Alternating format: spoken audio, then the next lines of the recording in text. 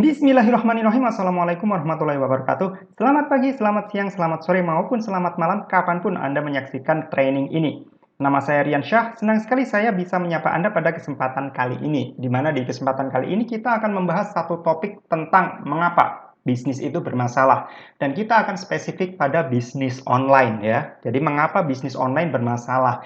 Ini adalah satu solusi bagi Anda yang merasa Anda sudah melakukan bisnis untuk sekian waktu, ya entah untuk sekian bulan, untuk sekian tahun, tapi Anda merasa bisnis Anda itu masih belum bisa memberi Anda hasil sesuai dengan yang Anda inginkan.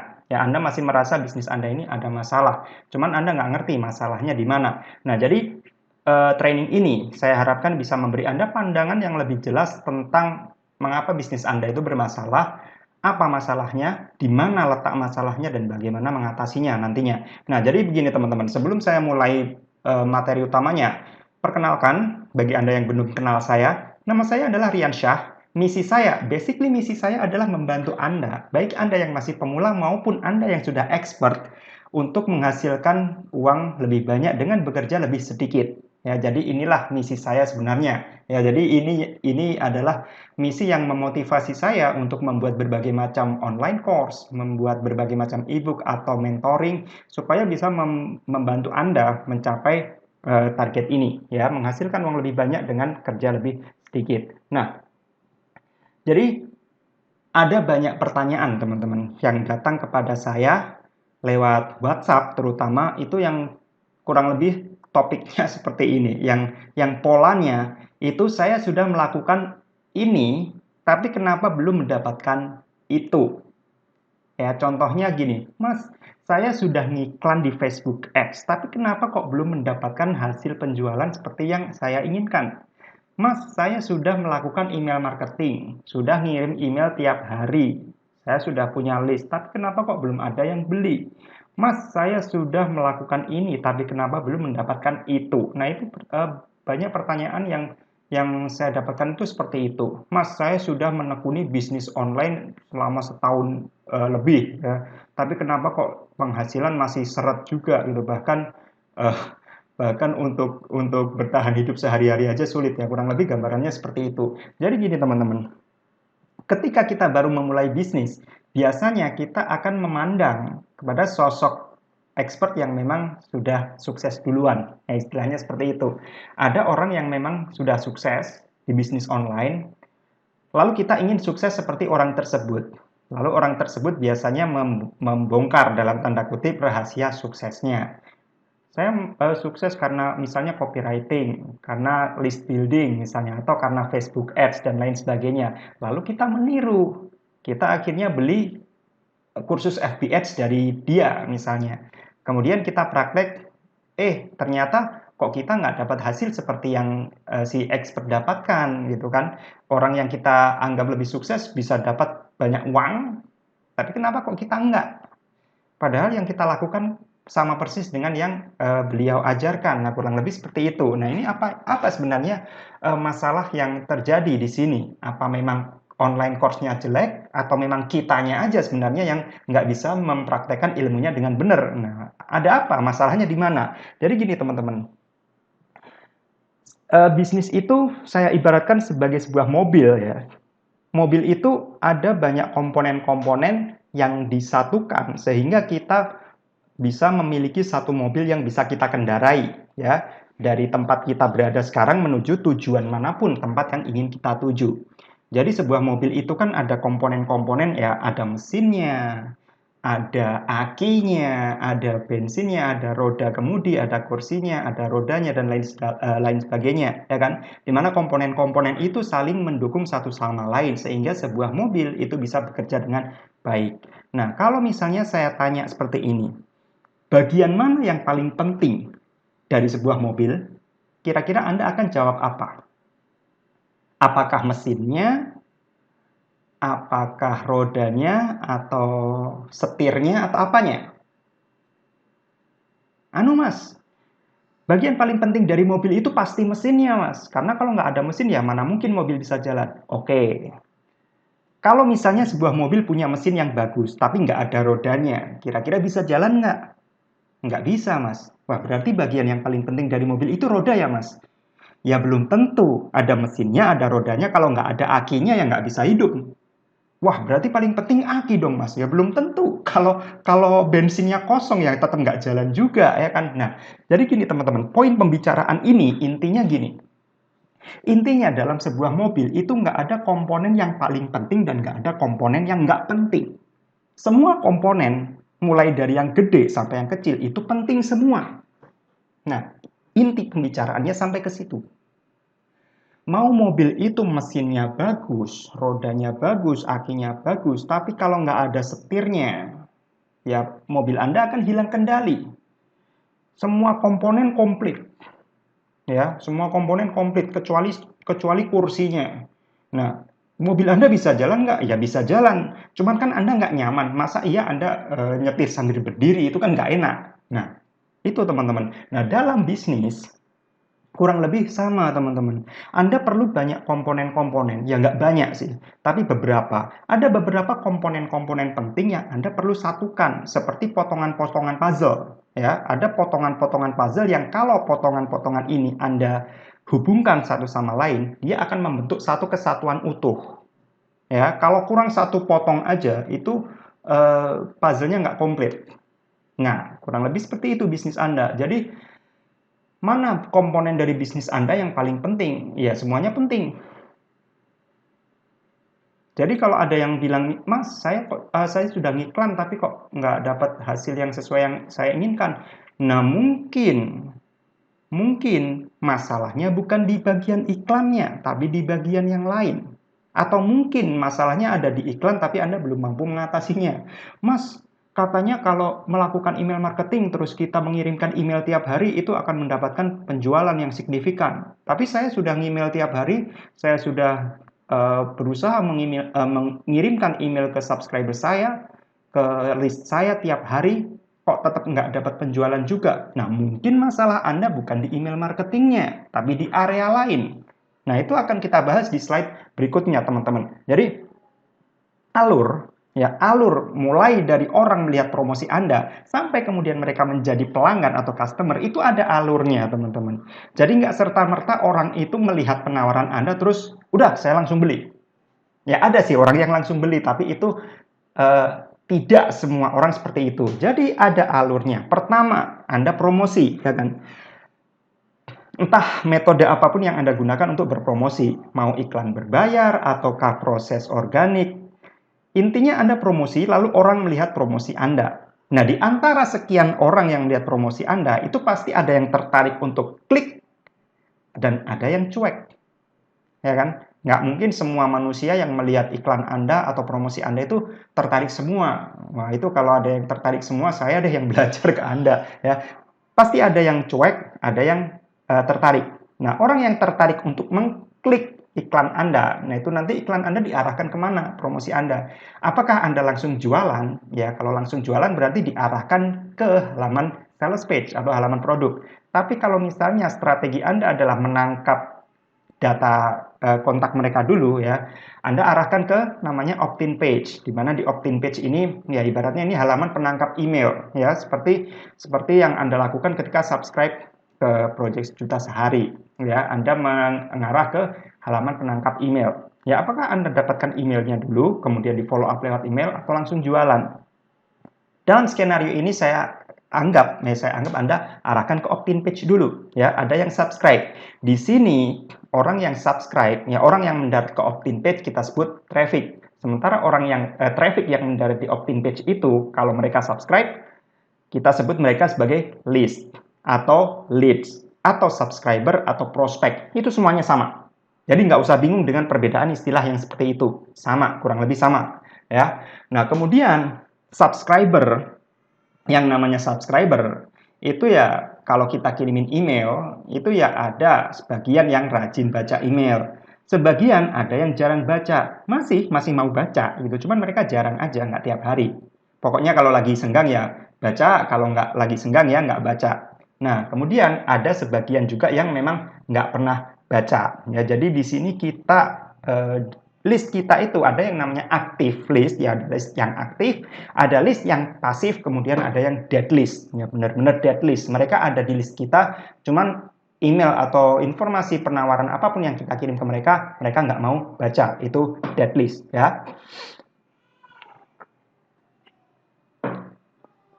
Nah, kemudian kalau kita kirim email ke subscriber kita, kemudian mereka klik link di dalam email tersebut, nah otomatis mereka akan mendarat ke sales page, ya, atau ke halaman produk, halaman penjualan ya istilahnya. Nah, dari mereka yang mendarat ke halaman penjualan atau sales page, ya umumnya pasti ada yang langsung beli, ya kan? Ada yang minat beli, ada yang pengen beli, cuman belinya nggak sekarang. Belinya ntar aja, nantinya kapan? Ya nggak tahu, pokoknya nanti. Nanti, entah besok, entah minggu depan, entah kapan, pokoknya belinya nggak sekarang. Nah, tapi ada juga yang memang memutuskan sejak melihat sales page itu, mereka memutuskan nggak beli. Nah, mereka yang memang sudah beli dari Anda, itu ada yang memutuskan beli lagi, atau repeat order. Ya, dalam hal ini, pembeli yang beli lagi, kita sebut sebagai customer atau pelanggan. Tapi ada juga yang memang, udah deh, udah cukup, saya nggak beli lagi. Nah, itu ada teman-teman. Jadi, alurnya kurang lebih seperti ini. Mulai dari orang melihat promosi Anda di pertama kali ya, sampai orang memutuskan membeli. Itu ada prosesnya. Nah, kadangkala, ya, bukan kadangkala, tapi seringkali kita itu pengennya langsung ke sini gitu. Udah pokoknya pengen langsung dapat pembeli. Begitu mulai bisnis yang dipikirin, udah pokoknya dapat pembeli, pokoknya bisa dapat banyak duit. Padahal mereka nggak mikir di sini dulu. Nah, itulah kenapa di sini nggak kesampaian, target yang di sini nggak kesampaian. Karena yang di sini ini tidak diperhatikan. Nah, jadi ketika bisnis kita itu bermasalah, teman-teman, kita perlu mendiagnosa masalahnya di mana. Sama kayak kalau misalnya mobil kita rusak, kita perlu mendiagnosa rusaknya di mana. Nah, ini mobilnya rusaknya apa? Mobilnya nggak rusak sih, cuman AC-nya itu kok nggak dingin. Yang salah apanya? Apakah freon-nya habis? Atau ada komponen-komponen AC yang memang misalnya terjadi kebocoran di pipa-pipanya. Nah, kita perlu mendiagnosa itu. Jangan sampai, ya ibaratnya AC ya, jangan sampai yang salah, yang rusak kompresornya, tapi yang kita ganti evaporatornya. Nah, itu kan salah obat, istilahnya kan salah obat ya dalam tanda kutip. Kita sakitnya sakit kepala tapi dikasih obat mencret. Nah, itu kan nggak bukan penyakitnya tambah sembuh tapi malah nambah-nambah penyakit. Nah, dalam tanda kutip kan seperti itu. Jadi ketika bisnis kita bermasalah, teman-teman, kita mesti tahu masalahnya di mana. Apakah masalahnya trafficnya gede, cuman yang subscribe sedikit? Atau yang trafficnya gede, subscribernya gede, tapi yang klik ke sales page sedikit. Atau trafficnya sedikit, trafficnya terlalu kecil. Nah, itu kita mesti paham area-area mana yang menjadi problem dalam bisnis kita. Nah, kesalahan mayoritas pebisnis itu seperti ini, teman-teman. Masalahnya ada di sini, mereka ngambil solusi di sini. Nah, itu yang saya bilang salah obat tadi, ya. Jadi sakitnya sakit kepala, tapi minumnya obat mencret. Jadi bukan sakit kepalanya yang sembuh, malah tambah nambah-nambah penyakit. Nah, seperti itu teman-teman. Kadang yang bermasalah di traffic, cuman mereka belajarnya email marketing. Ya penyakitnya nggak sembuh. Ya paham ya maksud saya ya. Jadi kita perlu mendiagnosa penyakitnya ada di mana. Misalnya bisa jadi di sini nggak ada masalah, di sini nggak ada masalah, tapi sales page-nya bermasalah. Bisa jadi seperti itu. Sehingga meskipun trafficnya gede, pembelinya sedikit. Ya, bisa dipahami ya sejauh ini ya. Nah, sekarang saya akan memberikan satu apa ya, matriks atau hitung-hitungan kasar lah istilahnya. Nah, anggap saja promosi Anda itu dilihat oleh 100.000 orang ya. Kenapa 100.000 orang? Ya udah biar gampang hitungnya aja gitu. Kalau saya bikin misalnya 153.825 orang, dan nanti kan bingung hitungnya. Udah bikin aja 100.000 orang, di mana di antara 100.000 orang ini 2%-nya tertarik dan klik ke halaman opt-in page Anda. 2% dari 100.000, berarti 2.000 orang. Sisanya yang 98.000 itu berarti cuek, ya udah yang cuek kita nggak perlu anggap. Ya, nah 2.000 orang ini yang mendarat ke halaman opt-in page kita, anggaplah 50%-nya subscribe, sementara 50%-nya tidak memutuskan subscribe. Ya sebenarnya angkanya sih nggak separah ini ya. Kadang untuk bounce rate itu ya nggak segede 50% lah. Paling sekian persen gitu. Kalau sampai 50% lebih itu berarti kita perlu evaluasi gede-gedean. Nah ini saya tulis 50% buat seandai-andainya saja ya, supaya Anda paham bagaimana angka-angka ini bekerja. Untuk angka pastinya atau actual number-nya ya Anda sesuaikan dengan bisnis Anda, trafficnya berapa, listnya berapa, ya seperti itu. Anggaplah di antara 2.000 ada 50% yang subscribe. Artinya kita dapat 1.000 subscriber ya. Hasil dari 50%-nya 2.000 orang tadi yang mendarat ke opt-in page kita. Nah, di antara 1.000 subscriber ini, nah kan ada tuh yang rajin baca email, yang setia sama kita, ya kan? Ada juga yang jarang, mau baca tapi jarang. Ada juga yang dead list. Nah, saya bikin seperti inilah. Misalnya 25% itu rajin baca email, sementara yang 50% itu jarang baca. Sisanya dead list. Nah, jadi kita dapat, ya kita asumsikan kita dapat 750 klik ya dari 500 orang ini yang meskipun mereka jarang baca masih mau klik isi email kita, dan hasil dari 250 yang rajin baca ini. Anggaplah 200 klik. Di antara 200 klik ada 10% yang beli, kita dapat 20 pembeli. Jadi kita bisa mengukur gitu loh. Target kita berapa? Misalnya target kita 40 penjualan, ini cuma 20. Wah, berarti kurang nih. Saya perlu angka yang lebih gede gitu. 20 penjualan ke 40 penjualan, apa yang perlu saya tingkatkan? Apakah trafficnya saya tingkatkan, atau conversion rate-nya saya tingkatkan, atau apa? Area mana yang bermasalah dari area-area ini? Nah, itulah yang perlu kita diagnosa. Jadi ketika Anda berhasil mendiagnosa masalah dalam bisnis Anda, atau gampangnya gini deh, kalau Anda itu udah ngerti biang keroknya bisnis Anda itu di mana, itu sudah separuh jalan menuju solusi. Nah, masalahnya kadang orang tuh nggak ngerti masalahnya apa. Cuma tertarik produk ini, ada Mazda jualan produk ini, testimoninya bagus, dibeli. Ada penawaran itu dari Mazda yang lain, testimoninya bagus, ini kayaknya menjanjikan sesuatu yang saya inginkan, dibeli. Padahal kita belum tahu apakah saya benar-benar butuh ini atau enggak.